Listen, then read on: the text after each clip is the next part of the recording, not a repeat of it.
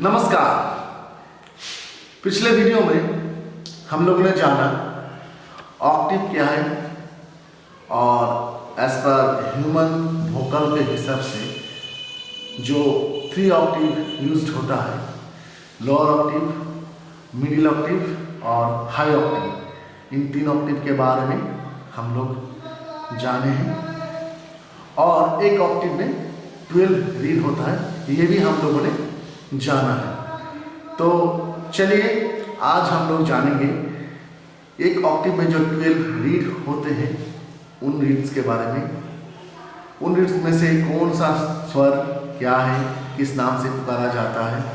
साथ ही साथ western music का जो स्केल होता है, जैसे सी, डी, एफ और शार्प जैसे टी शार्प, जी शार्प, ये सब के बारे में हम लोग जानेंगे। साथ ही साथ जो मेजर स्केल और माइनर स्केल होता है उनके बारे में भी हम लोग जानेंगे।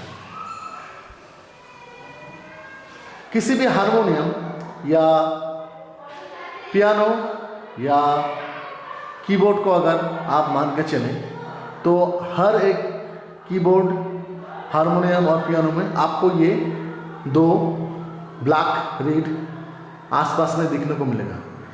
इसके ठीक नीचे वाला ये एज पर, ये जो रीड होता है ये एज पर वेस्टर्न ऑक्टेव, ये पहला वाला रीड होता है। जैसे कि समझ लीजिए, यहाँ से अगर मैं गिनता हूँ 1 2 3 4 5 6 7 8 9 10 11 12, तो यहाँ से लेकर यहाँ तक एक ऑक्टेव बनता है। फिर नीचे आए 1 2 3 4 5 6 7 8 9 10 11 12, ये लोअर ऑक्टेव, ये मिडिल ऑक्टेव और 1 2 3 4 5 6 7 8 9 10 11 12, ये आपका हाई ऑक्टेव। हम मिडिल ऑक्टेव को प्रेफर करते हैं। तो सबसे मैंने पहले ही बोला कि ये एज पर वेस्टर्न ऑक्टेव के हिसाब से ये पहला वाला रीड है और इसी हिसाब से इस रीड का नामकरण भी किया गया है। जैसे कि ये जो है आपका सी, ये आपका सी शार्प, ये आपका डी के ठीक ऊपर डी शार्प, फिर ये ई के बाद आपका आते हैं एफ, ई का कोई शार्प नहीं होता, फ्लैट भी नहीं होता। एफ के बाद आते हैं जी, और जी को कभी कभी एफ शार्प भी कहा जाता है। जी शार्प और फिर ए शार्प, बी फ्लैट या बी और बी शार्प। इसी हिसाब से वेस्टर्न में इसका नामकरण किया गया है। अभी अगर आप हिंदुस्तानी म्यूजिक में देखेंगे तो अगर आप ये सी को सा बनाते हैं तो ये आपका सी स्केल हो गया।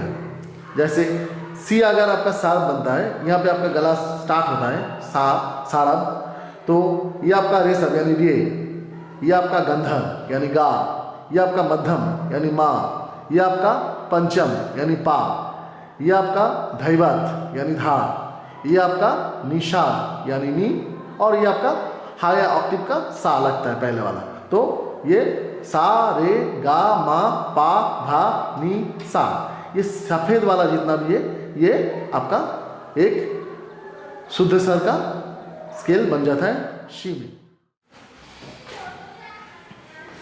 और अगर आपका गला यहाँ से शुरू हो रहा है तो ये आपका as per western C sharp होता है।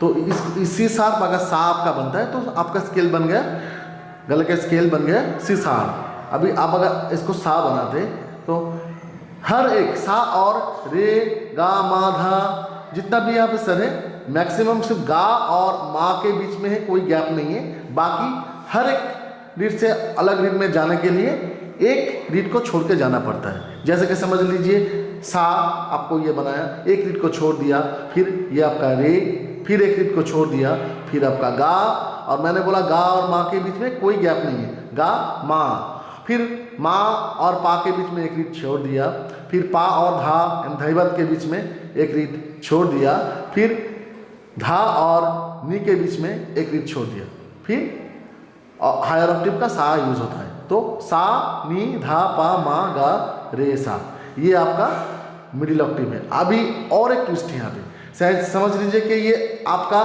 सा यहाँ से शुरू हो रहा है, तो ऑक्टेव आपका मिडिल ऑक्टेव ये बनेगा। अगर आपका सा समझ लीजिए यहाँ से शुरू हो रहा है, ई से एफ से, तो आपका ऑक्टेव बनेगा ये। तो जहाँ से हिंदुस्तानी म्यूजिक के हिसाब से जहाँ से आपका मिडिल ऑक्टेव का सा शुरू होगा, वहीं से एक दो करके आप अगर 12 रीड गिनेंगे, जहाँ पर ख़त्म हो रहा है उतना दूर तक आपका एक ऑक्टेव बनता है, मिडिल ऑक्टेव। और ऐसा वेस्टर्न में फिक्स्ड है वो, ये जो दो वाला काला रीड देख रहे हैं आप, ये दो ब्लैक रीड के ठीक नीचे वाला ये आपका सी। और जिस रीड में जैसे कि समझ लीजिए आपका रीड ये वाला, जैसे यहाँ पे ऊपर में इतना गला नहीं जाता है किसी का, मतलब सा बना के इतना दूर चला जाएगा, इसी कारण से कभी कभी यहाँ से जितना भी ऊपर होता है वो नीचे आ जाता है। जैसे कि आप ये आपका गला ये सा ऊपर नहीं उठ रहा है, तो आप यहाँ से सा शुरू कर सकते हैं, ये आपका जी स्केल हो जाएगा। फिर ये आपका ए, फिर ये आपका बी। तो जहाँ से आपका शुरू होगा वहीं से लेकर 12 रीड आपका ऑक्टेव बनेगा, फिर नीचे वाला रीड लोअर ऑक्टेव बनेगा, फिर ऊपर वाला ऑक्टेव आपका हाई ऑक्टेव बनेगा। अभी आपको समझ में आ गया स्केल क्या है। जैसे कि जहाँ से आपका सा स्टार्ट हो, सारा जहाँ से सारा स्टार्ट हो रहा है वो आपका होगा स्केल। जैसे अगर आपका सा यहाँ से शुरू हो रहा है तो आपका ये डी स्केल होगा। अभी स्केल कैसे बनता है? स्केल बनाने के लिए 3 स्वर का यूज होता है, सा, गा और पा। जैसे कि अगर हम सी नेचुरल, ये इसे नेचुरल भी कहा जाता है, नेचुरल सी को आप एज ए मेजर लेना चाहते हैं। मेजर तो सा, शुद्ध गा, पा, ये आपका सी नेचुरल मेजर स्केल है। फिर अगर आप शार्प में जाना चाहते हैं तो वही मैंने सी शार्प ये बोला था, सी का सा सी शार्प, फिर गा, फिर मैंने ये पा, ये तीनों रीड लगा दिए तो हुआ क्या, सा गा पा। तो ये हो गया सी शार्प का मेजर स्केल।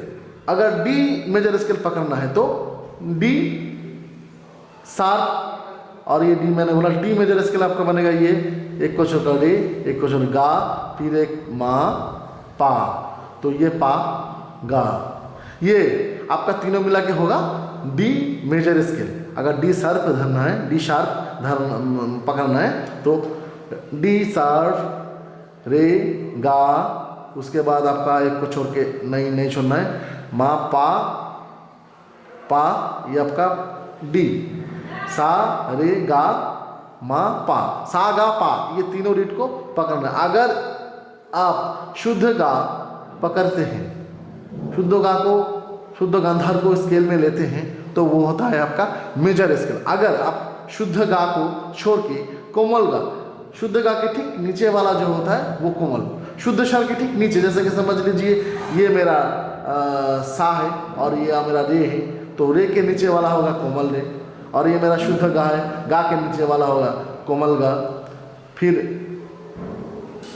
धा मेरा शुद्ध धा ये है, शुद्ध धा के नीचे वाला होगा ये मेरा कोमल धा, और ये शुद्ध नी के नीचे वाला होगा कोमल नी। और तीव्र माँ मैंने बोला था, तीव्र माँ क्या होता है, तीव्र माँ ठीक ऊपर के स्वर होता है। जैसे कि मेरा मध्यम ये मैंने माँ ये है, तो मध्यम स्वर के ठीक ऊपर में ये वाला स्वर है, ये वाला स्वर मेरा करीमा है। तो माँ के एक ही जिस सिर्फ एक ही तीव्र स्वर एक ही होता है, वो होता है माँ, और बाकी 4 रे गा धा नी ये कोमल स्वर होते हैं। ठीक, शुद्ध स्वर के नीचे वाला को कोमल कहते हैं, और मध्यम का ठीक ऊपर वाला स्वर जो करीमा होता है उसे करीमा कहते हैं। तो आपको थोड़ा बहुत नॉलेज हो गया होगा स्केल के बारे में। मैंने बीच में छोड़ दिया था, बोला था कि ये डी शार्प का शुद्ध गा और पा मिला के होता है मेजर स्केल। अगर हम शुद्ध गा को छोड़कर कोमल गा को यूज़ करते हैं तो वो ये बन जाता है माइनर स्केल। जैसे कि सी शार्प में अगर माइनर स्केल बनाना है तो शुद्ध सा तो कुछ शुद्ध ही होता है, उसका कोई तीव्र भी नहीं होता, कोमल भी नहीं होता। तो सा, उसके बाद हमको क्या लेना है, कोमल गा, उसके बाद पा लेना है, यानी कि सा गा पा, ये तीनों मिला के बन जाता है सी शार्प माइनर। अभी सी शार्प माइनर नेचुरल में करना है, सॉरी सी माइनर अगर पकड़ना है तो सी का सा, गा और ये पा, ये होता है आपका C minor, C sharp minor, D minor, ये आपका D minor, D sharp minor, सा, रे, गा कोमल गा, मा, पा, ये आपका डी शार्प माइनर। आपको समझ में आ गया होगा। नेक्स्ट वीडियो में ऑक्टेव और स्केल के बारे में आप लोगों को थोड़ा बहुत नॉलेज होगा।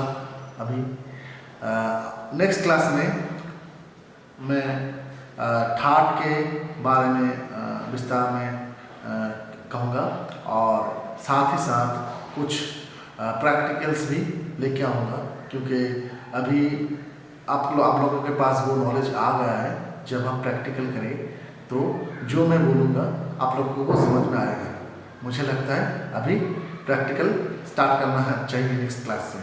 तो आप नेक्स्ट क्लास में हम बिलावल और भैरव ठाट के ऊपर सरगम या पलटाज सिखाऊंगा। फिलहाल के लिए नमस्ते।